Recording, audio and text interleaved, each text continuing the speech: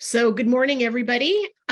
Today's AM 101 is going to be about the M1 upgrade, and we have Chris DeRosa from NAR with us to talk about the events and registration module. I just want to remind everybody to put your questions in the chat and keep yourself muted. This will also be recorded, so as of probably tomorrow, you'll get a follow-up email that'll have any meeting materials on it, as well as the link to the recording. And with that, I would like to hand this over to our M1 guru, Chris DeRosa. Thank you so much, Peggy, and welcome everyone. And if you give me a second to share my screen, because that's the piece I'm always like, uh-oh. So yell out if you don't see the M1 screen. So as Peggy mentioned, fairly recently, we added some new functionality to M1 for events. Now, we know our largest associations or states, have their own AMS systems, and some have very fancy event and education registration modules. But we have a lot of associations who do not. And in fact, NAR, for our smaller meetings, our large meetings and conventions, we do completely outsource. But for our smaller meetings, we've also started to use this module for events. So it's pretty cool. And what I'll do today is take you through a tour of what it is and how you can use it at your association. Also, just to let you know, we have plenty of help online and a user manual. And we're also going to be working on creating, I like to call it our Netflix documentary. It'll be about 11 episodes because we like to keep them all about 20 minutes on a complete walkthrough through every function in events. So months from now, you can go back and, oh, let me take a look at that again. Now, I'm on a test system right now. Obviously, I do not want to create an actual event for a real local board. But one of the first things I want to point out to you, because events has many moving parts, and a lot of it is event planning you might want to do before you even get to M1 in the computer. So right now, I'm going to go to the link called M1 Help, which is at the top of your M1 screen. And that's where all our user manuals are, including our newest one, the Events User Manual. And I want to bring up a chapter here called Event Setup Checklist, because I am recommending that everyone come here and print this out first. Because when you set up an event online, there are going to be several screens in the template where you need to make a decision. So it's probably best to sit down and make your decisions here on paper first before you go online. So when you're at a certain screen, you're like, oh, yep, I know what I'm going to do for that. And I know what we're going to do for this. So that would be my suggestion when you're first starting out. The other thing I want to talk about is, I'm sure you're all familiar with the term POE, point of entry. It's actually a role. So the Greater Los Angeles Association has taken on the POE role for their board. I have a POE in one of the boards in Georgia. They manage 7 local boards, so they've taken on that POE role. Last year, we introduced a new function that a board could sign up for called POE Proxy. Hey, I have someone else on my membership team who needs the POE rights, adding records, changing records, extracting all the data, but I don't want to share my, M1 1755 credentials with them. So if you sign up for that, the POE contact can assign other staff to be a POE proxy to do everything they can. We also have a second type of POE proxy you can assign, and that is a person who has access just to events. So they wouldn't be able to come into M1 to add a member or to change a member or drop a member, but they would have full access to events to set the event up, manage it, etc. So something to keep in mind at your board, if you have a particular staff person that you want to be able to, manage and set up the events without doing the other M1 functions. So I'm going to click on events. And here you can see in my test system, all the test events I've already set up, and I can look at all the events, both those that are still open, Those I haven't even published yet to the registrants. Ones maybe I've had to cancel, excuse me, ones that have already been passed, are past events, etc.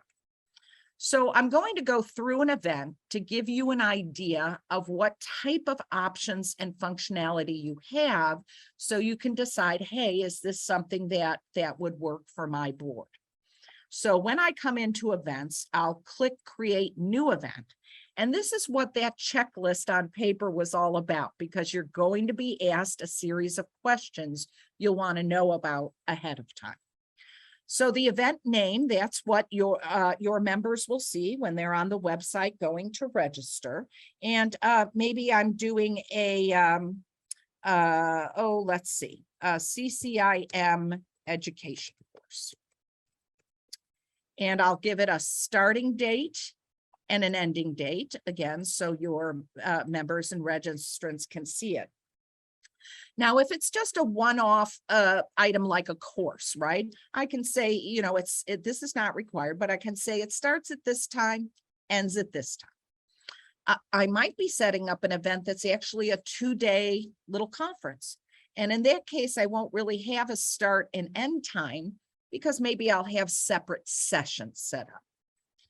The next decision you need to make, and this doesn't make a lot of difference which one you choose here. The reason we have one called education course is if I select that, I'll be able to indicate if CE hours are earned and how many. And again, your registrant will see that right on the web page while they're registering. Otherwise, a lot of times we think of meeting as just a 1-day, maybe it's your annual member meeting, or maybe your member officer inaugural dinner, or something like that. Conference, a lot of people think of that as it goes over more than 1 day, right? Maybe you're having a 2-day annual conference or MLS conference, etc. I'm going to choose education course. And the next decision you need to be is how the course or the meeting will be delivered. Will it be only in person? Will it be only online? Or will it be hybrid, right? You'll have both in person, but you'll also have a meeting link available for the hybrid. Again, the reason why this is important is depending on which one I choose, there might be some extra fields I'll need to fill in when I create this event. So I'm going to go with hybrid. And the next question, paid or free. Now, the nice thing about our events module is it's tied directly into Realtor e-commerce. So if you set up that this event will have a registration fee, or perhaps something within the event it will do all of that for you through e-commerce. Now, a little bit about this. You may be setting up an event or an education course that might be free to your members, but if members of another association register, there'll be a price. Or you might have, well, the event itself is free, but during the event, we're going to have a special dinner, and that's going to have a ticket that has a price. So if anything about this event has some kind of a price or fee, choose paid. But if this is maybe your annual member meeting, there's no extra sessions or tickets and it's free, you would choose free. I'm going to choose paid. So again, those are the decisions you'll see on that checklist you want to print out, so you have them in front of you. And then you'll see what you've set up so far. Now, the nice thing here for any one of the boards who uses our invoicing templates in e-commerce, you know how you can work on those, but not yet publish them. My members can't see it yet. I'm still working on it. And events is very similar. It starts out as unpublished, which means nobody's seeing a link or a URL or anything for it yet. And when I'm all done, if I publish it and then either grab the URL, which I'll talk about, to put on your own website or email it to your members, they will be able to register. At some point, I might go, oh, I completely messed this up. Just make it inactive, right? It's like, get rid of it. Other statuses are closed. There may be a point, even if the event hasn't taken place yet, where you just want to close it off to any more registrations. You might cancel an event, right? Let's say a gigantic snowstorm or a hurricane is coming and you need to cancel it. And then I'll also talk about how you can then make decisions about whether you're going to refund people or not. And the other status is once the event's end date has come and gone, the system automatically changes the status to past event. So you'll still be able to see it and who registered for it. It's just nobody else can register because it's over. So I'll leave this as unpublished. You'll see the questions I already answered. Education, it's an education course, hybrid, and it's paid. The description is required, and this is what the members will see when they go to register. So this is a great course about CCIM stuff. And of course, yours will be much better than the one I threw in. Here's another nice thing. When someone registers for the event, they will automatically get an email confirmation with the event, the name, the place, the date and time, the payment they made, if any, amount, EC control number. Thank you very much. But you can, if you like, add more text to the email for this event.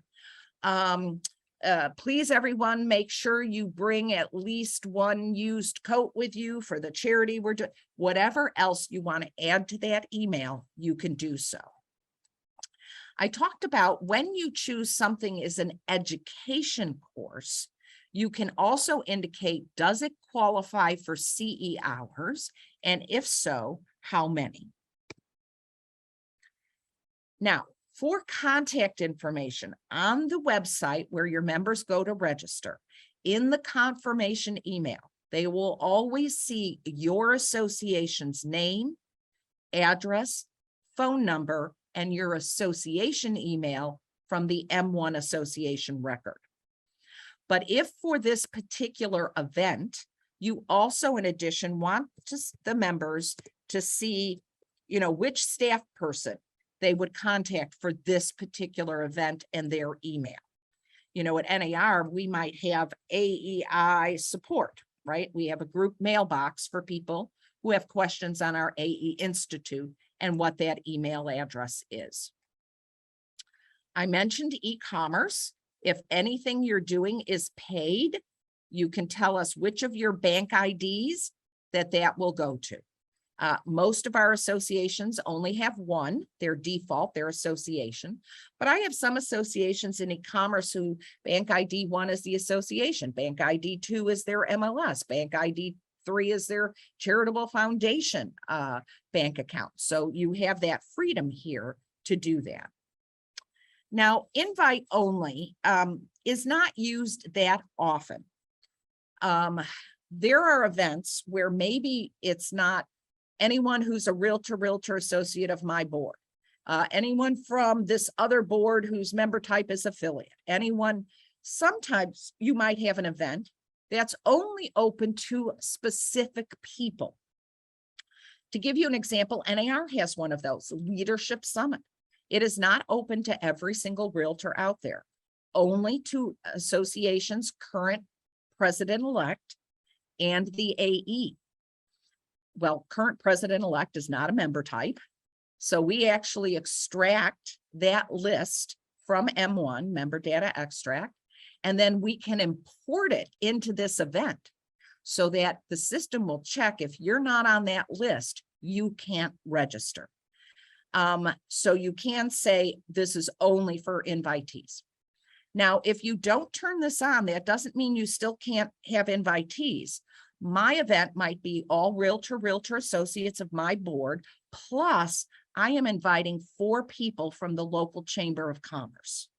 So we'll take a look at the screen where I can load up specific invitees in addition to everyone else. We still have this, yes, social distancing options if you turn it on. On the members registration page, they'll see where they can choose I think it's green, yellow, red. We use the standard that everybody uses for that. It's already brought over for me the dates and times, but I can change them here if I wish. And we have some associations who said, you know what, Chris, we need a cutoff date. My event is on March 21st. I'm opening registration on March 1st, but for whatever reason, I need to stop taking registrations on March 18th.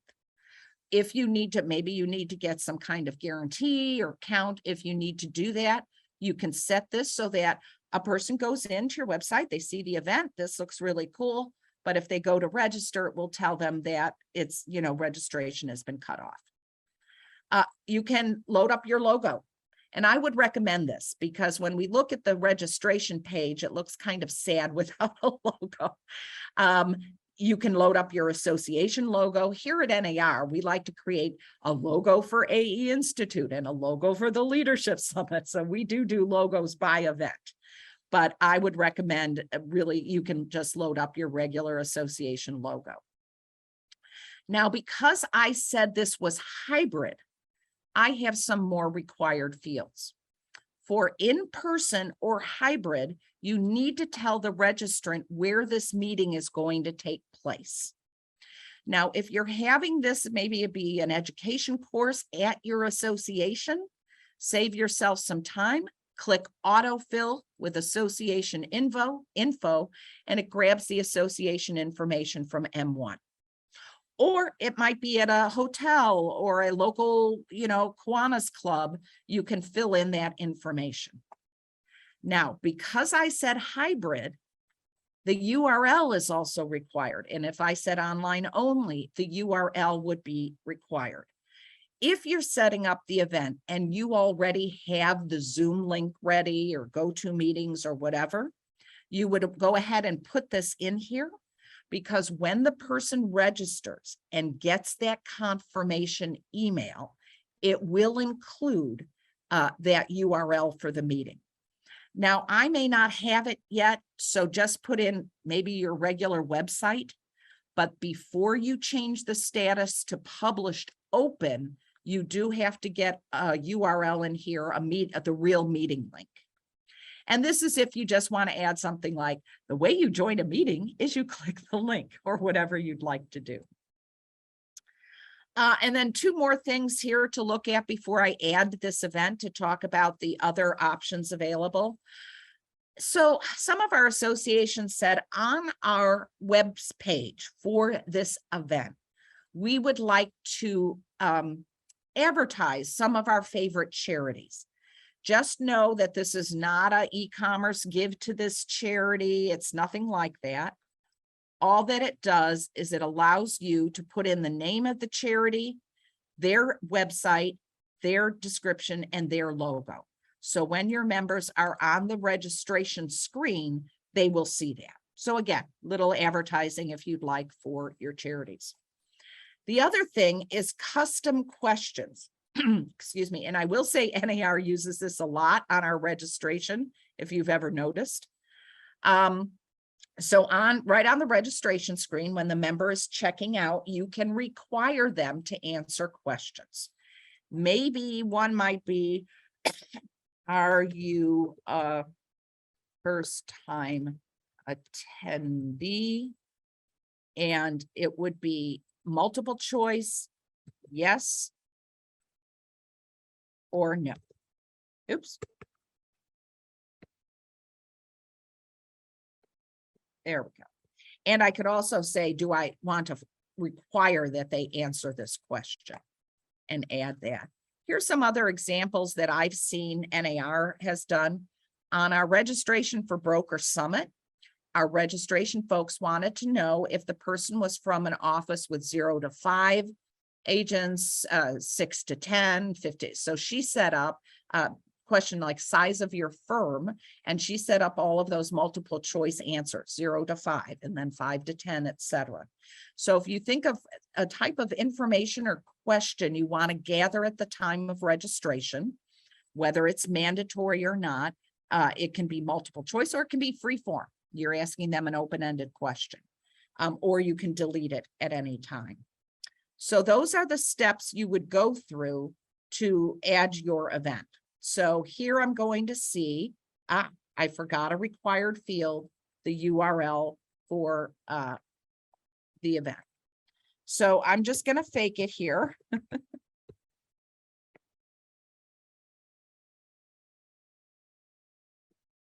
All right. And now I can see that I can update, and I have added my CCIM education course. So like I said, those are the basics. Those are the things you need to think about ahead of time in order to get this set up. And now I'll go through some of the options that are available. I just click on that event to get back into the edit mode. And here is a very important accordion I have here. We call it pricing, but I want to make sure that you understand it's not just used for that, because you might think, oh, my event is free, I don't need to go in here. You do if you need to limit who can attend. So I'm going to come here for pricing, create a new price, and I might call this member price 0, right? Member pricing. And by member price, I mean, and here's the important part, and I am the Phoenix Association. I mean anyone who is a member of my association, and that's both primary and secondary, because on the state or local level, a realtor is a realtor is a realtor. And maybe because it's an education course, I want to limit it to just my realtor and realtor associates, and I'll click save. So, okay, when somebody logs in, we will check to see that they are a realtor associate and their primary or secondary association is Phoenix, and therefore their checkout counter will say 0. But I want to add one more pricing tier. So I'll come here and I'll add another one. And again, this is what folks see on the site. So you call it whatever you like. And this is going to be $15. And again, I'm just going to use the same description here. And this time, I'm not choosing an association because I've already chosen one, Phoenix. So this tier means anyone whose primary or secondary association is not Phoenix. Now I can get really specific and say, the only other people who can come to this are members of Scottsdale, the board next door, but they'll have to pay. But I'm going to leave it as any association. But again, I'm still going to restrict it to realtor associates and save. So now what happens for this particular course is when somebody goes to register and they log in, we will check their M1 record. And if they are a realtor associate of Phoenix, they will pay nothing. If they are a realtor associate of any other board, they will pay $15. And the other nice thing about the pricing accordion is I can see how many have registered, even if it's free. So keep in mind now, one other thing, if the only pricing tier I set up, whether 0 or an amount, has no association and no member types, that means anyone, including strangers off the street who get a hold of that registration URL, can register for your event. So again, even though you might have something that's free, so it'll be 0 here, still remember the pricing accordion is where you go to indicate if you're restricting it to certain associations and or certain member types. All right, so let me go back to my main event, and I'll pause here, Peggy, just for a second to see if on the basics and the pricing, if there are any questions. We actually have a question that dated back a little bit farther, and somebody wanted to know how to set up the POE proxy. Go ahead and send me an email, because there is a legal form that I need to send you that has to be signed. Once I get that form back, I flip on the function so that when the POE contact logs into M1, they'll see a new accordion they didn't see before, where they can assign staff to be either an M1 POE proxy or an events POE proxy. And is it C DeRosa at nar.realtor? Yes, ma'am. Okay, I'm putting that in the chat for everybody. Okay. Okay, so the next thing I want to talk about is, again, something you may use or not use. And this has to do with something called sessions. So when we talked to a lot of associations, state and local, while we were designing this, and our NAR meetings department as well, sometimes it's a one-day event or a two-day event. And sometimes, like at NAR, we also have something called a pre-conference workshop, right? Maybe we do professional standards training the day before. Or there might be a special dinner. Maybe the inaugural dinner is extra. Things like that, where you need to, within your event, set up a session. And that session would be for one of two reasons. Either you need people to actually register for the session after they've registered for the event. It might be free, but you need to know who and you need a count. Or you need them to register for that session because you need to know who and there's a count and there's an extra price involved. So if I go to the session accordion and add a new session, I'll give it a title because, again, that's what the member will see. And I might call this CCIM dinner. I might be having a separate dinner. It's on that same date. Here I might very well put in a time. We'll do an early dinner at 6 p.m. to 8 p.m. Okay, obviously no CE hours involved here, but if the separate session I was setting up was a, PSA pre-conference workshop, maybe that does earn them CE hours. And this is above and beyond and different than any CE hours the event itself earns them. Now, is the venue in the same place as the event itself? Yes. So I toggle that and it fills it in for me. Now you'll note, whoopsie, scrolled the wrong way. There we go. So, and again, the virtual really wouldn't count for a dinner, but I'll just click that toggle switch to get that in there. Okay. And I forgot to save.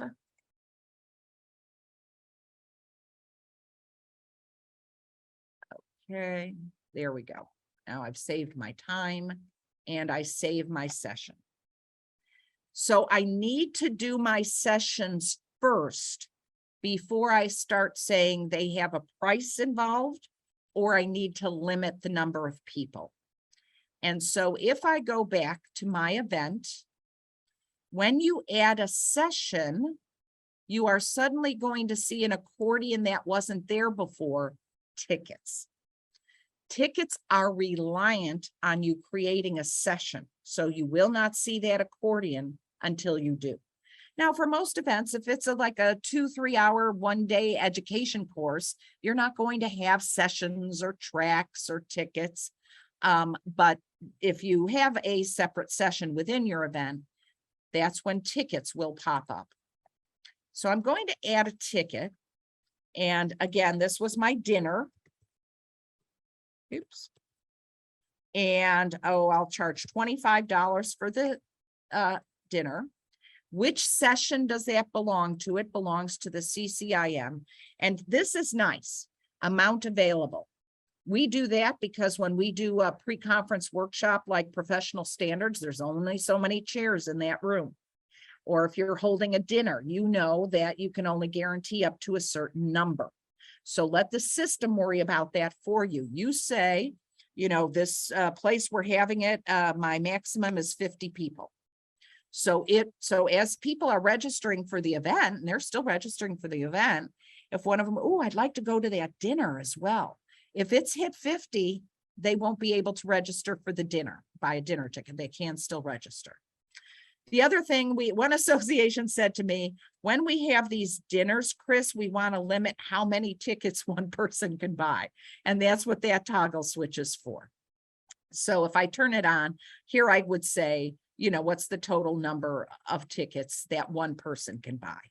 The description is what the member will see on the website in their confirm, CCI dinner, whatever I want to say there. And the POE also can put in some internal notes, right? Never order chicken or whatever you want to say here. And then I'll save that ticket. And let's go back to the event. So we have, like I mentioned, we have our basics. The pricing section is where I set not just pricing for the event itself, but also restrictions by association and member type, who can come and who cannot register.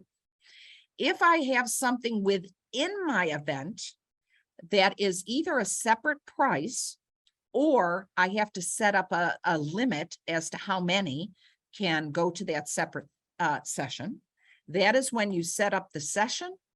And then you'll see tickets where you can set up a price and or set up a limit to the number of people who can attend. So those items, and there's more optional things here that we'll take a look at, but those items are the items that are required. Those are the basics you need to have in place. And again, you may not have sessions and tickets. That's okay. But the basic in that pricing is what you need at least before you actually open this up for registration. So before I hit on some of these optional items, before we look at your registrant list and all of that goodies, Peggy, again, I'll stop a moment and see if there's any questions. There are none, and I think it's because you're being so thorough. Oh, okay. Thank you. Okay, so as I mentioned, there are some other optional items, and I'll show you what those will look like to the registrant themselves. Speakers, that allows you to set up the name of the speaker or the instructor, their picture, their website, their bio, and their LinkedIn profile. And that displays on the main page the member will be at. You can also set up sponsors.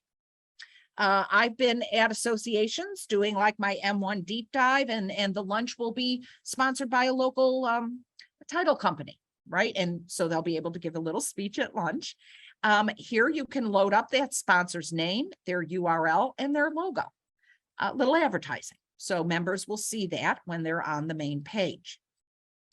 If you're having a meal, and if the place you're having it at lets you have special meals, you want to ask the member that question when they register.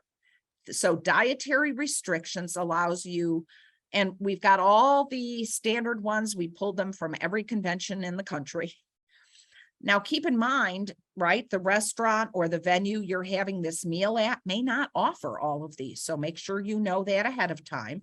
And you go, okay, good. They do offer a vegetarian one, so I'll add that. And they also offer a kosher one, so I'll add that. So now I have those 2 dietary restrictions that the member can click one of them if they choose to when they register. And the last accordion I want to talk about before we see what this looks like is this one called accommodations, because I want to make sure I'm very upfront about this. This is not a hotel registration system, right? When you get that fancy, like NAR for our annual convention, we outsource all of that, right? This is simply, let's say you're having a 2-day event, and several folks who are coming from out of town and, want to stay the night and ask you, hey, do you have any hotels nearby? And so if that's true, and you want to put right on the webpage, rooms are available at the Happy Valley Hilton. You can put the name of the hotel, the description, the address, the hotel's URL, the hotel's logo, if you want to do that, so that when I'm done registering on that webpage, I will see oh, hey, rooms are available. Now I still have to call the hotel directly, right? Or go to their URL to get myself a room. It's not like NAR's, big convention. But also, you may have made arrangements with the local hotel that if anyone booking a room for your special event can get a discount. And the hotel will give you that discount code that you can put in here. So when the member registers and they look at your accommodation page, they'll go, oh, I'll call the Happy Valley Hilton and I'll give them this discount code so I can get a discount that the state or local set up for this event. But again, it won't register their room for them. They have to contact the hotel directly. Now, when I am done with the basics and required information, as well as those options, if you want to advertise a sponsor or a speaker or a hotel, you will notice up at the top, you will get 2 URLs. One brings you directly to the event, and one brings you to something called a landing page. So I'm going to go back to my events homepage, and I'm going to pick a course that we've used so that there should be plenty of stuff there. So I'm going to first take that, landing page URL, and this is probably what you want to hand off to your web designer, right? Maybe you're going to have them create a section of your web page called events and courses, or come join, whatever you want to say, and have them embed that URL, and that becomes your landing page. This will show the member every open event that you have. Okay, so I can see all the different events. And as I mentioned, you'll have your association's name and address and your logo if you load one up. So I'm going to go to this quarterly COE course, and this is the other URL. Each course has its own URL here. Maybe you're inviting some people and they may not come to your web page or log into nar.realtor. You're going to email that to them directly and say, here's the link to register. So you can do it both ways. Also, when your member clicks, or any member clicks either of these links, it will first have them log in with their nar.realtor username and password, because we're hosting all of this. And so they will need to do that. So when I'll go back to Firefox where I had it. So this is what they'll see. They'll see, remember, we set up the date. We could set up a time. We set up the name. Here's that description. Here's where we said whether it was in person, live, or hybrid. Because we said this earns you CE hours, they'll see that right there. And remember, I talked about how you can advertise the speakers or the instructors. So you have that there. You can advertise your accommodations if you have a place that they can stay if they're coming from out of town. If you set up any additional sessions, they will be able to see those separate sessions as well. I'm not sure about a happy hour for code of ethics training, but that's okay. So that's, everything that they can see when they pick an event and they're on that registration page. And as I mentioned, when they register, they would log in with their username and password for nar.realtor to get to the registration page. I'm on the test system. It's not going to let me register because I'm not a real person on the test system. But once you set it up, you'll be able to see that. So I'm going to come back here to Chrome. Now, I do want to talk about 2 really important items for an event. And that has to do with policies. And you'll notice this is one of the accordions here.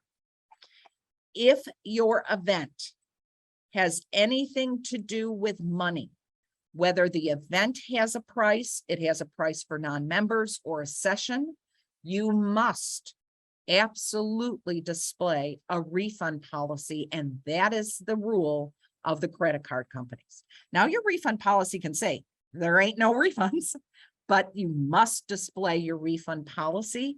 Otherwise, you will never win a dispute or a chargeback.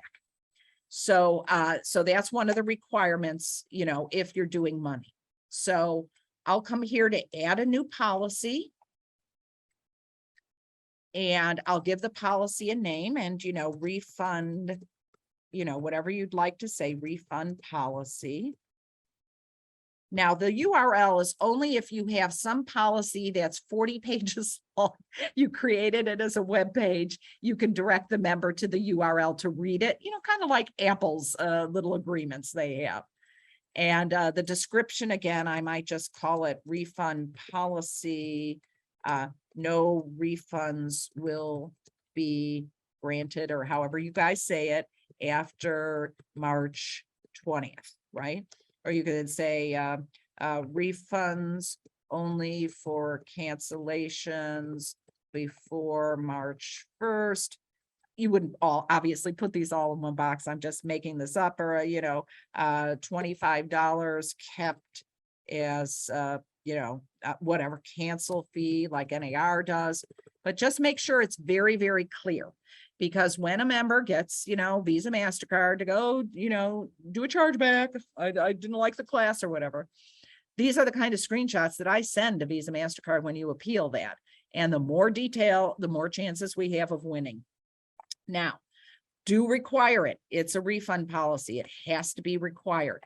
And they have to acknowledge it. And that's what I love about our site here. It's a click agreement. So I can do a screenshot of a click agreement because Visa, MasterCard has finally understood not everybody signs everything in ink.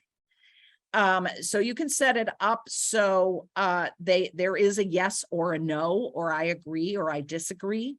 I recommend setting up as agreement, which means all they can do is click yes, I understand the refund policy, and then go ahead and add that. Now you can have oh, I already have that one. You can have multiple policies for one event. For example, and you guys will know this better than I do, I have a feeling for education courses, especially that have CE. I bet there might be some kind of policy about they can only be, what, 5 minutes late, or they have to sign in on arrival, or they cannot leave more than 5 minutes before. So think about those. You might have a COVID policy. You might have a, you know, your photograph will be taken during this policy. So have as many as you feel that you need to. And the other nice thing is when you go to add a policy, as you saw that happened with me, if I've already got one set up, I can reuse it. Because as a local association, I bet for most of your events or education, you have one refund policy. So you can just use it for multiple events. So you don't have to keep creating it each time. So that's very nice. So again, and I'll go back to my homepage here and bring up the CCIM one I was working on. Again, I'll come here to policies, and obviously with a new event, I don't have any policies set up yet. But if I come here to add one, see this little link here called lookup policy. I'll click that, and I'm pretty sure I called it refund. Yep, here we go. And boom, you see that? I did not have to retype it. And same thing with N.A.R. For almost all of our small meetings, you know, apart from annual convention and our May meetings, our refund policy is the same. So Janice, our meetings person, when she started using this, she added the refund policy. And for the 4 other events she's since added, she just clicks that lookup. And oh, by the way, again, always here to save you time. The same thing, folks, is available in speakers. Let's say you guys use the same instructor for several things. When I add a new event speaker, see here, I can look up speaker and do a search, and it will see, have I used that speaker before? If I have, I click it and it fills it all in for me. So you'll find that throughout our different accordions. The same with sponsors. You know, if you've used a sponsor before, you can find them and boom, they're there. So that is all, again, apart from refund policy, which I really wouldn't call optional if you have money involved. But that's all of the additional optional items we have. So before we look at the last thing, Peggy, which is our registrants and how you can look at your registrants, etc., I'll pause here to see if there's any questions. There's another good one that came to me, and it was, what if you have affiliates or non-members who want to register for an event and they don't have an NAR login? Okay. So right now, the way it works now, if somebody is in M1, and I know in California, you put them all in there, right? LIFROs, non-member licensees, local affiliates, mortgage loan originators, etc. If they're in M1, folks, they can go to nar.realtor, click register, and create a username and password because they have an ID number. But if they're stranger off the street, right now on nar.realtor, they do have to click I'm a guest to get a username and password. And what our security folks are looking at is there a way to set up those URLs for your events so that they're still secure, but if you allow it, stranger off the street can click it and register without going through nar.realtor first. So it's on the books. But right now, if somebody is not an M1 as any member type, on nar.realtor, they would have to register first to get a guest login. Great, thank you. Okay. All right. So now I'm going to pick one of my courses we already set up in test to show you the accordion called registrants. And so here, folks, is where you can take a look at everybody who's been registering. I'll see their name, their ID, when they registered, the amount they paid, what association they're with, and registered. It might say canceled. You might have somebody, who had to cancel on you, but this is where you'll see all your registrants. We show, I think it's about 15 at a time, but if you click view all registrants, you will then see the entire list. So just quickly, a few things here. Yes, there is an export. And our meetings person, she's been using this constantly. You click that and you can say, do you want just the registered people? Or do you need a list of just those who have canceled for whatever reason? And I'll say, no, I want the ones who are still actively registered.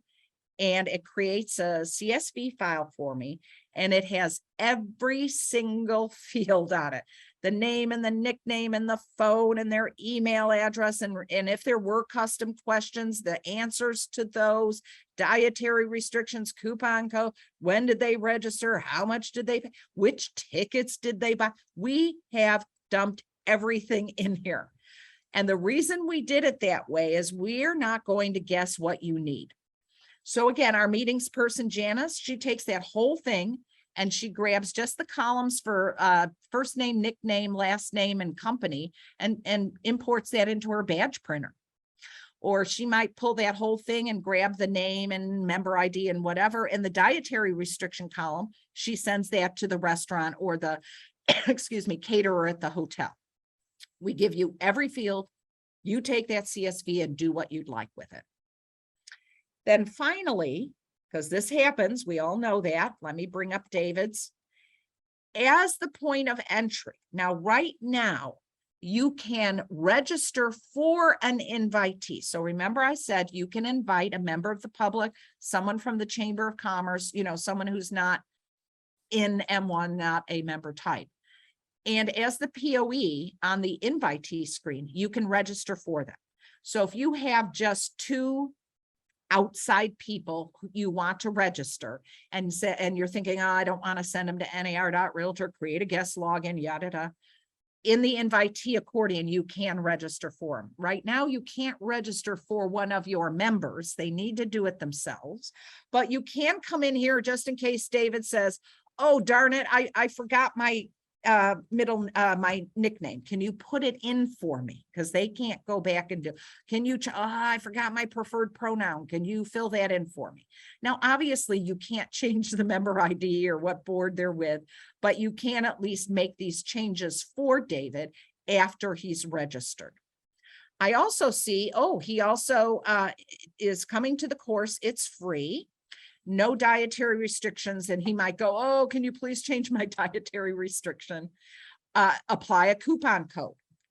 And that's an optional thing. That's back on pricing. You can set up early bird discounts.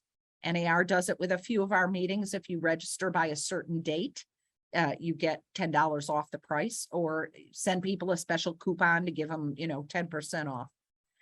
But I can also see, has he made any payments? Have I done any refunds?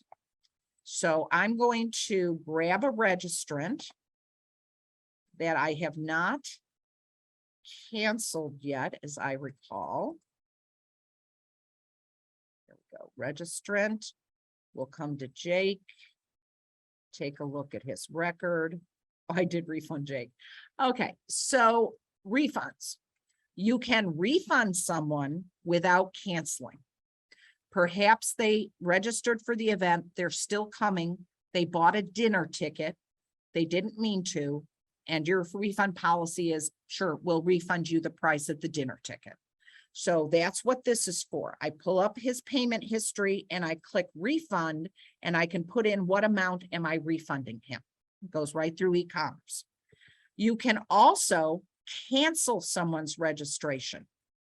And there could have been no price involved whatsoever, right? But somebody, hey, Peggy, I thought I could make it. I just can't.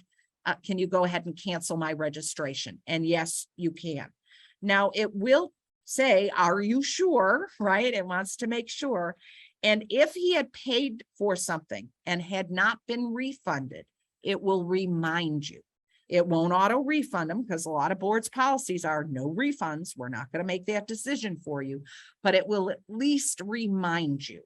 And the nice thing is remember that list I could get where I could export all registrants. Maybe I've done a bunch of cancellations, who knows? Maybe there was a storm or something's going on. And I can say, but you know what? I just need a list of all the members who canceled, because now maybe I'm going to make some refund decisions. So again, with the registrants, you can watch while it's happening. Oh, who's registering? How many registrants do we have? You can take a look at their registration record, fix something for them if you need to.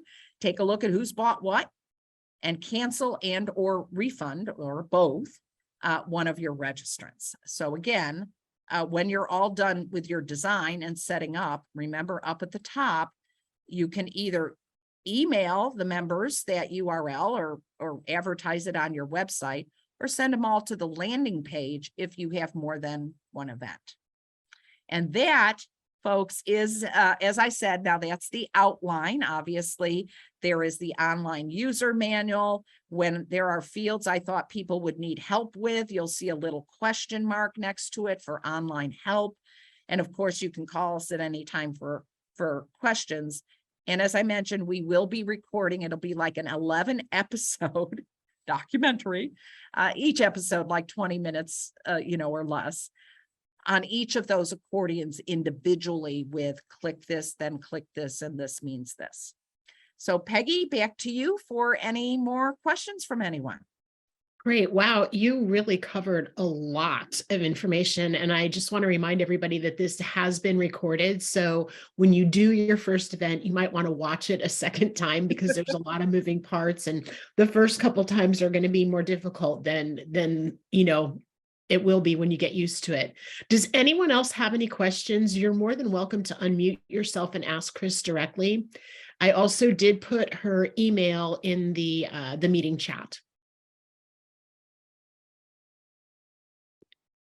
It doesn't look like we have anything. You really covered everything so thoroughly, Chris. I think that's why there's no questions, but this has been really great, and what a fantastic tool. Okay. Thank you. And Oh, thank you to everybody for attending, and a special thank you to Chris for always being open to giving us our own trainings. I really appreciate you. oh, no problem, Peggy. And also just a little bit of advertising, folks, coming within the next few months. Our online new member application, right, which was in the old method, is being completely redone, modernized, lots of new features folks have been asking us for. So keep your eyes open, as we will be introducing that at some point, and obviously be doing help and training and whatnot. But that's the next thing on our schedule, is to get it off the old system, the old nerds look, and modernize our online application for new members. That is so exciting. I will have you back for that. Okay, very good. Thank you. Awesome. Well, thank you again, Chris, and thank you everybody for attending. Be on the lookout in your email shortly, and probably by tomorrow morning, there will be a recap.